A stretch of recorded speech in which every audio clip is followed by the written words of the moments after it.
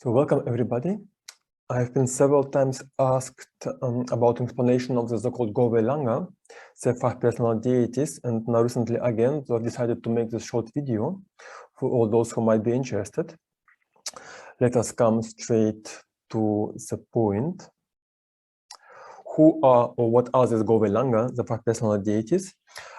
These are, according to the Buddhist tradition, the 5 individual divinities that are born together with a person and accompany that person through the entire life. And the responsibility is to protect the person's life, longevity, health, well-being, happiness, and so on. Who are they exactly? The first 3 from the 5 the deity that one inherits in the first place from one's mother. Second one is a deity one inherits from one's father. And the third deity one inherits from the place of one's birth. As far as the 4th and 5th deity is concerned, the 4th is the one that protects life force, and the last one, the 5th, is responsible for general overall protection of an individual.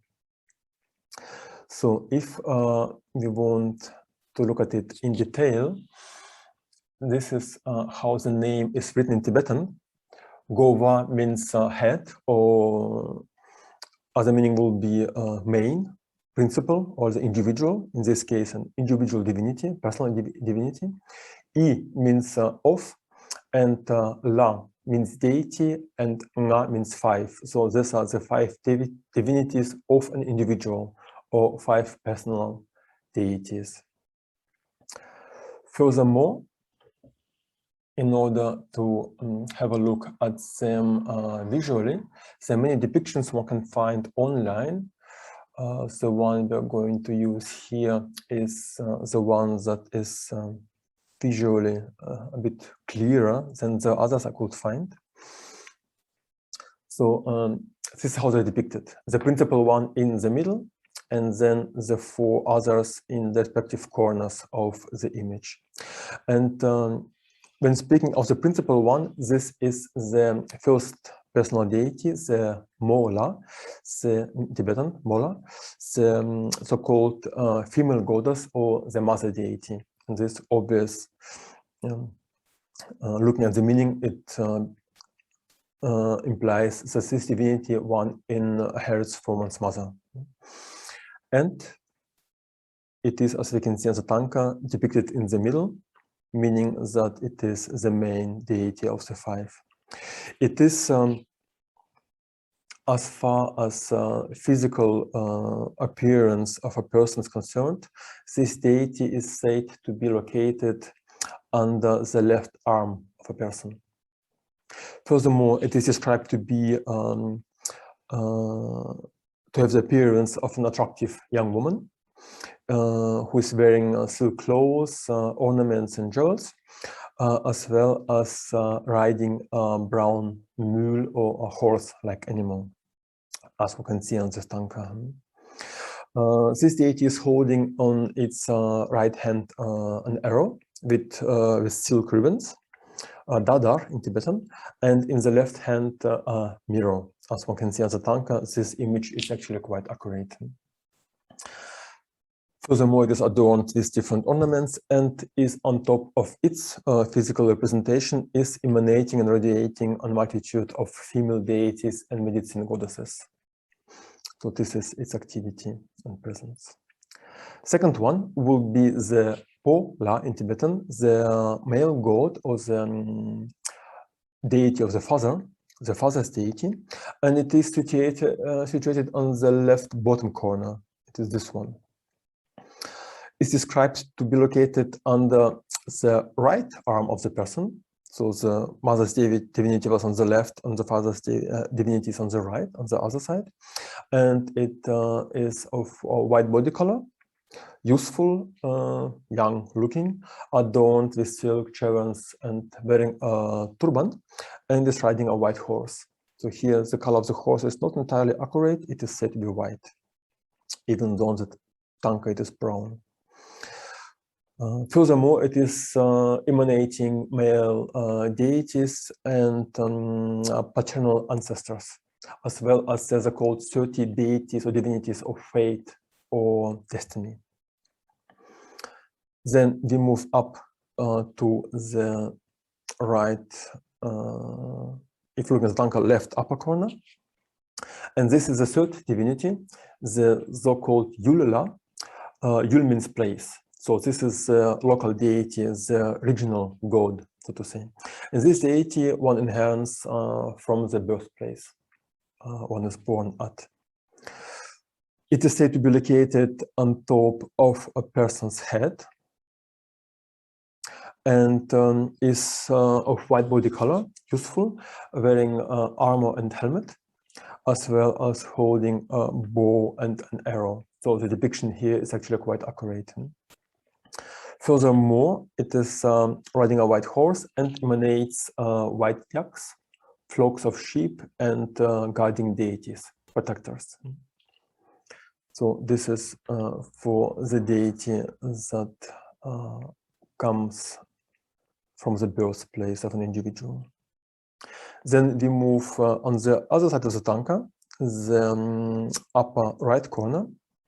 This is the fourth deity, the so-called Drala. Drala means warrior god or protective deity.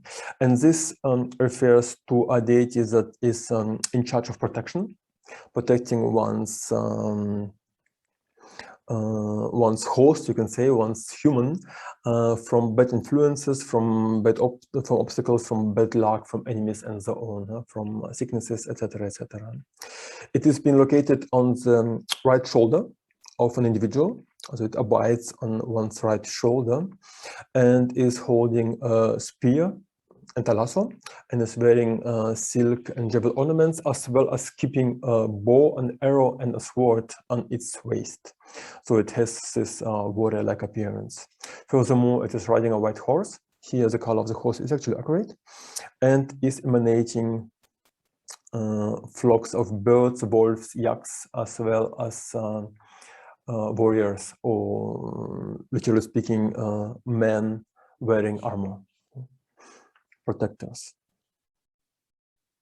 The fifth deity, the last one, situated at in the image on the down right corner, is the Sogla. Sogla means life, life energy. And this is the life god or the life divinity. And this divinity is in charge of guarding one's longevity and life force, one's duration of life. It is said to be located at person's heart and described as to be of a youthful appearance of a man, youthful towards middle-aged, wearing armor and helmet, as once again has a warrior-like appearance, and keeping a bow, arrow, and a sword at its waist, riding a black horse. Here the color is, even though it's rather dark, but still not dark enough, should be black normally, and is emanating white men and horses. So this description comes from a text of Lobsang Chukyinma, Tibetan Buddhist master of the 18th century, and the text title is the Gowa'i Lhanga Selcho Pende Dojo. So the title I will give in the description below as a reference. So that much to the actual depiction and explanation of how these divinities look like and what they're all about. Furthermore, it should either be stated that these five divinities, this Gowa'i Lhanga, are actually coming from the shamanic burn tradition of pre-Buddhist Tibet, and were only eventually incorporated in the Tibetan Buddhist canon.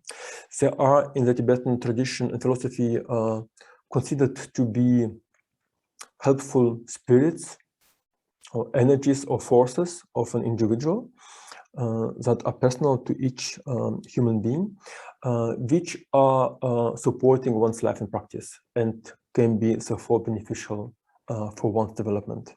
For this reason, they are included in several offering practices, such as Chuto offering, the water offering, Sangpucha, the smoke offering, and so on. So many other rituals, short or long, including these aspects. And in this case, they are included in the category of castes that are referred to as protectors. So this is a chapter they would fall into. As a good to say that this 5 divinities, or this you can say aspect of 5 personal divinities, appears again and again in different tradition and time periods, be it connected or not connected to Buddhist tradition. For example, in certain Mongolian Buddhist circles, this Gowa'i Lhanga are considered to be the protectors of the Gobi Desert, which is rather a mistaken deviation of the name Gowa'i Lhanga. Gowa'i sounds very similar to Gobi, which is more probably, one can say, mistake coming from the assumed similarity of these two words, and therefore one has developed it into the idea that they will be the guardians of the Gobi Desert, which is actually not the entirely true meaning. And as another example, if one will take the divinity Drala, the 4th one, that is abiding on one's right shoulder, one can, for example, find very often this idea of a protecting warrior-like figure or energy abiding on the right shoulder of an individual. This is also actually very similar to the Christian Western tradition of a guardian angel. So once again, and there are many more stories and connections throughout different cultures and time periods to this very same idea of personal guarding deities that we can find again and again in different traditions. However, we will not go further into this because it would go rather beyond the boundaries of this short presentation. So I hope it was helpful and beneficial, and I wish that your Gowa'i Lhanga, your 5 personal deities, remain strong and helpful, and so may be your practice. Good luck to all of you, and see you soon.